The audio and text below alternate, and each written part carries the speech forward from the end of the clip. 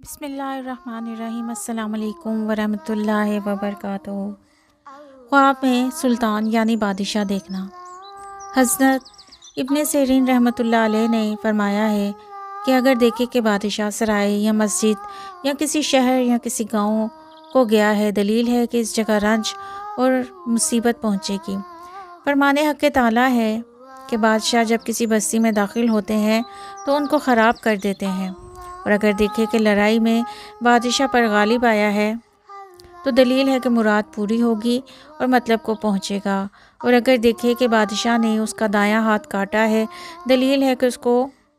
قسم دیں گے، اور اگر دیکھے کہ بادشاہ تخت سے گرا ہے یا تخت ٹوٹا ہے یا گھوڑے نے اس کو 2 لتی ماری ہے تو اس کی تلوار ٹوٹی ہے، یا بیل نے اس کو سینگ مارا ہے اور اس کو زخمی کر دیا ہے، یہ سب سلطنت کے زوال کے نشان ہیں۔ اور اگر عادل بادشاہ کو دیکھے تو عدل کے مطابق اس کے شرف اور بزرگی پر دلیل ہے، اور اگر دیکھے کہ بادشاہ نے بہت سا بساط بچھایا ہے، دلیل ہے کہ اس کو دنیا کا ملک ہوگا اور اس کی عمر دراز ہوگی۔ حضرت جابر مغربی رحمۃ اللہ علیہ نے فرمایا ہے کہ اگر بادشاہ اپنے کام میں نیک ہے، دلیل ہے اس کی عمر اور مرتبہ زیادہ ہوگا، اور اگر مرے ہوئے بادشاہ کو کشادہ